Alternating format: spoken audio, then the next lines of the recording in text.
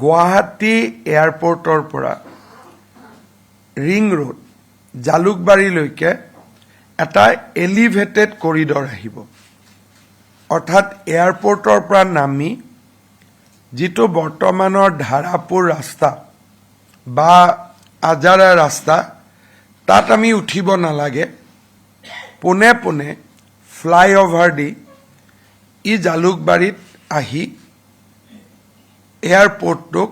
সংযোজিত কৰিব it is a part of master plan আমাৰ গুৱাহাটী এয়াৰপোৰ্ট 22 তাৰিখে মুকলি হ'ব মই আপোনালোকক এবাৰ 21 তাৰিখে লৈ যাম তেতিয়া আপোনালোকে সেই প্লেনটো দেখা পাব আৰু ইয়াত 1500 কোটি টকা ব্যয় হ'ব আৰু ভাৰত চৰকাৰে এই প্ৰজেক্টটো 2 এদিনৰ ভিতৰতে অনুমোদন জনাব